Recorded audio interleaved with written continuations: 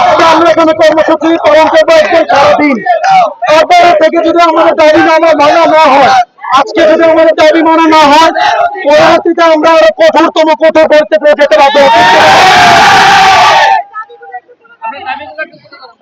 আমাদের মূলত তিনটা দাবি নিয়ে আমরা মাঠে এসেছি।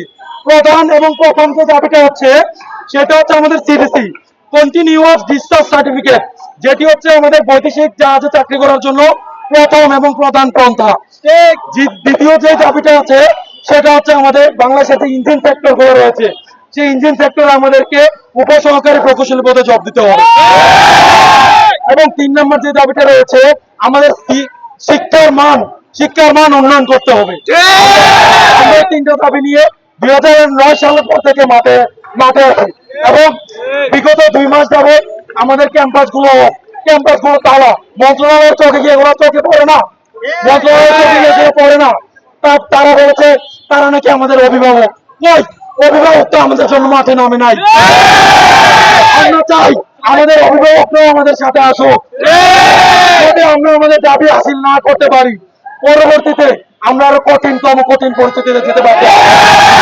আয়ুর্বেদিক মেডিকেল কলেজের সাধারণ শিক্ষার্থীরা আমরা আমাদের একটাই দাবি নিয়ে এসেছি, সেটা হচ্ছে আমাদের আইন কাউন্সিল। আর এই আইন কাউন্সিলটা আমাদের সাথে যুক্ত হয়েছেন আরো দুটি medical, Hamdard Bogura medical college, Unani medical এবং রওশন জাহান ইসলাম মেডিকেল কলেজ। আমাদের একটাই দাবি, আমরা আইন কাউন্সিল চাই। কারণ আমরা 5 বছর পড়াশোনা করি, 1 বছর ইন্টার্ন করি, কিন্তু আমাদের যে ন্যায্য যে নামের সহিত যে ডাক্তার, এই ডাক্তারটা আমরা লিখতে পারি না। যার কারণে আমাদের অতি শীঘ্রই কাউন্সিল দরকার। এর আগেও আমরা অনেকবার এরকম কর্মসূচি করেছি, প্রশাসন আমাদেরকে আশ্বাস দিয়েছে, তারা বলেছেন আপনারা ক্লাসে ফিরে যান, কিন্তু তারা এই আশ্বাসটা পূরণ করেনি। তারা শুধু আমাদের মূলা ঝুলিয়ে রাখে, কিন্তু তারা কোনোভাবেই কোনো কার্যক্রম এখন পর্যন্ত করেনি।